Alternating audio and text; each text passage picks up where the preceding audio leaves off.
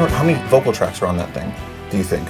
Of just the oohs and the bop-bahs and the ahs, and like there's so much stuff going on. No more so than normal, I think. I like doing backgrounds, and I like using my voice as an instrument, so it usually ends up on there. How do you in different ways? Talk about using your voice as an instrument, because no one does it better than you, and I'm fascinated by it. Thank you. Talk to Bobby McFerrin. He's pretty. Okay, fine. Bobby McFerrin's pretty good too. Speaking of using one's voice as an instrument, true. But yeah, I mean, it's a tool that I have, and it's versatile. So I like to play with it and do as much as I can with it. Usually, when we're tracking, and like the chorus of "In Your Shoes," there's a lead vocal, and there's a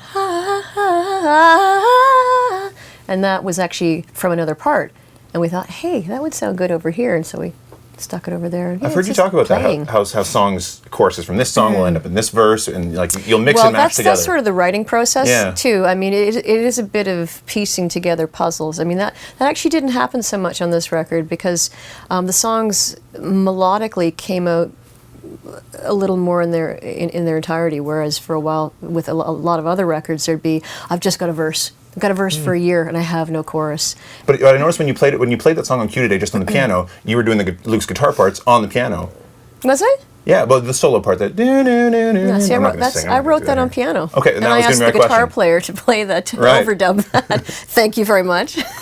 But I'm curious, where do songs typically start for you? Start melodically, usually no, I mean on the instrument. What instrument? Usually piano. I tend to write mostly on piano, although I went back to guitar. A song from my father was on guitar. But it's nice to have the ability to move around both instruments. I find as a songwriting tool, it's great if you're at a certain place and you're stuck with a chord progression or whatever, you take it to a different instrument and it'll usually spark something different. Is it safe to say the dominant instrument we hear on a track, is that usually what it started with? Or does it change from time to time? Well, Flesh and Blood, the guitar part, that was a piano part originally, but it sounded too much like Coldplay, so I... The heavy intro that you made fun of me for last night? Yeah. I like it. The Smiths thing, yeah. Smiths, yes, I hear that too. Yeah. Or U2, I know, I've heard that reference as well, but... It's all right. Yeah. Or Sarah McLachlan. Thank you. Yeah. I think so. What's it going to take is about trying to be, and I always wonder about this, when you're 7 records deep, and artists always talk about trying to reinvent themselves, and the song kind of talks about that a little bit too. Well, that was an interesting one to do. That was actually for King Kong, which is to be a Broadway musical. It started in Australia.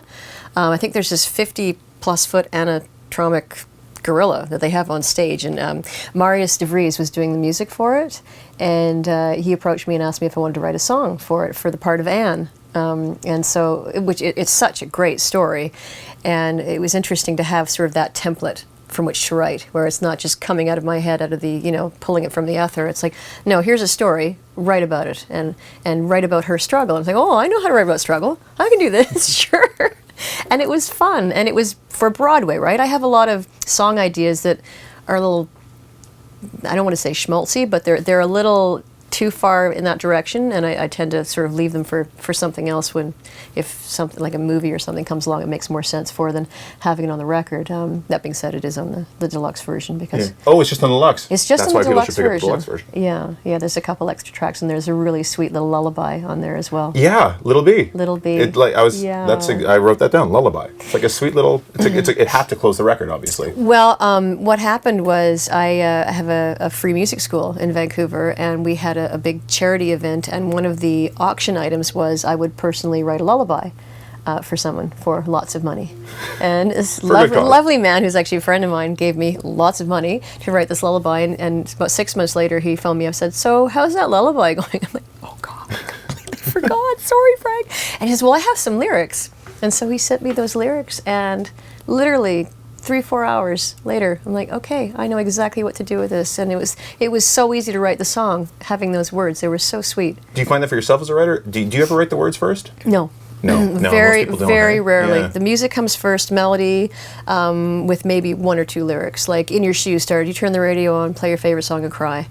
And then I had to figure out, where does that come from? What does it mean? Why did I say that? And how do I mine that? And thinking about bullying, thinking about myself as a kid, sitting on the couch, feeling sorry for myself because I had no friends, playing my double Genesis live and bawling my eyes out. But that must have informed you as an artist. Oh, absolutely. I think everyone that struggle goes through that kind of trauma. Does. Yeah. I mean, that's the stuff that hard stuff that you push up against. I think, what defines most of us. That's when you figure out what you're made of, when you can work through that stuff and come out on the other side. What did you learn from this record about what you're made of? Now that you've gone through it and talked about it a lot too. I'm a survivor. I have a pretty great work ethic. This is great. I get to say nice things about myself. Let's go for it. I think I have a healthy dose of self-loathing and self-doubt, which continues to propel me as a musician, certainly as an artist, but as a human being too, to try and not be so hard on myself and recognize that we are all human, we're all fallible, we make mistakes, and again, it's what you do with those mistakes. As a mom of 2 girls, what advice would you offer for raising a grounded daughter? I would say live by example, teach by example. I've found that whenever I try and teach by saying things, you should do this, you should do that, instantly they go deaf and they don't want to hear anything. So, a very smart man once said to me, you want your kids to eat your vegetables? Just eat your vegetables and say, I love these vegetables. I love how they make me feel. They taste so good. And leave it at that. And they're like, oh, to tell them, eat these because they're good for you. They're going to be, I don't care, I want candy. So I think that's a really good lesson for me, to try and lead by example. And of course, I can't keep my mouth shut. I do try and tell them certain things. But, I'm a working mom, and I think it's important for them to see, as young girls who are going to become young women, that I do work. I love my job. I'm passionate about what I do, and it informs the rest of my life. So I say, they get mad at me sometimes and say, why are you always gone? And like, my little girl said to me the other day, how come you never pick me up from school anymore? I said, honey, I've picked you up every day for the last 6 years, with the exception of the last couple months. Mommy's been really busy. I have this job, which I really love. And I was like, when I do this thing that I do, it really fulfills me in a lot of ways. And I come back and I'm a way better mommy for it. So I do try and explain the balance. And I say, I'm also really lucky because I get a chunk of time off in between. I know you don't remember that right now, but, I was home with you for a lot of years, and you came with me. So They come on the road with you? They do, yeah. Oh, that's cool. It's going to be a little more challenging now because my oldest is 12, and, she's in grade 6. Life now, Well, and school's tough. And it's hard to take them out of school. I mean, when she was younger, I homeschooled her for the couple weeks, which is, wasn't that hard. It's just, she was in grade 1. I could manage that. Now it's like grade 6 math. I'm already lost.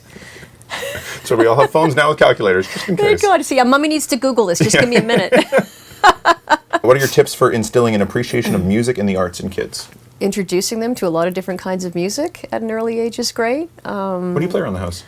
Tom Waits, Joni Mitchell, Cat Stevens, Coldplay, Peter Gabriel, U2, Annie Lennox. Pretty broad spectrum. Mm-hmm. Yeah. Cool. And then they say, can we please turn this off and listen to Top 40? Well, you like the Happy song. Didn't I get you sing that yesterday? Happy. Yeah. Oh, and that's great. I mean, we'd have bonded over that because basically, that song comes on in the morning and we all just get up and start dancing. And we have dance parties. We do. Often before bedtime, we have little dance parties to get the yayas out.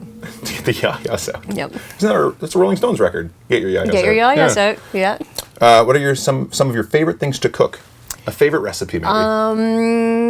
I am more of a baker than a cook, although I've kind of gone into cooking a little more because it's more forgiving. Baking's kind of particular, but I love pies. I make a wicked rhubarb pie. But I'm very much into comfort food, like, beautiful mac and cheese with lobster and butter, fat, and sugar. I mean, I'm terrible when I cook. But I make a wicked salad. I've got some really great kale recipes. And braised lamb shank. That's a good one. Cool. And also, I just harvested my rhubarb. And I stole this from Jean-Georges in ABC Kitchen in New York. But fresh ricotta and rhubarb compote with pepper and olive oil, and you sounds really good. Dip that in your bread, or dip the bread into that, and it's like heaven. Yeah, I know. I'm gonna have for dinner now. Good. I gotta find some rhubarb. Yeah. You can mail me some from Vancouver. That'd be nice. You travel a lot, obviously. I for do. your job. Yeah. In all of your travels, where have you felt most welcomed?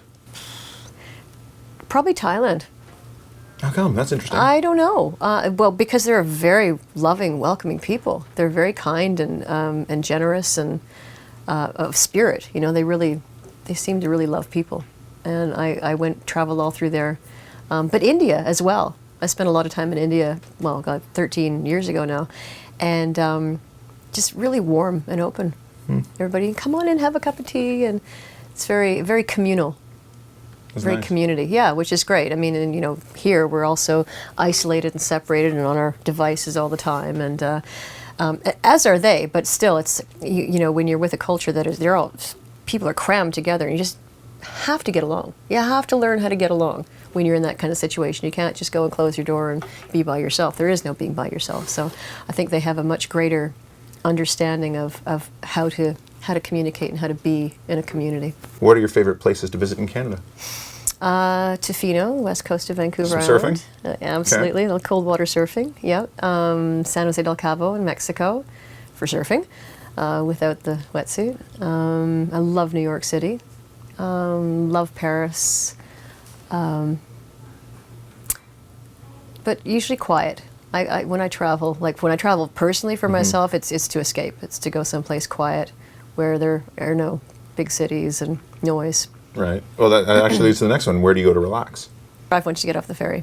Yeah, well, it's beautiful too. It feels like 2.5 Jurassic Park. if you drive like mad people. Is that how you drive? You're a fast driver? Sometimes, if I don't have the kids, yeah. If you don't have the kids, it's very smart. I like Yes. that. Safety first. yes. Precious cargo. Where are a few of your favorite family travel destinations? Tofino. Mexico. Hawaii, for sure. Love Hawaii. I love the Big Island. It's my favorite. We try and go there at least once a year, which is very decadent. I'm really simple. I'm very habitual. I go to the same restaurants, and So it I seems go the to Tofino answer for everything. Yeah. Well, it's my happy place. I love Tofino. It's Good. heaven on Beautiful. earth. Yeah. Nice. Thanks, Sarah. My Appreciate pleasure. it. Thank you.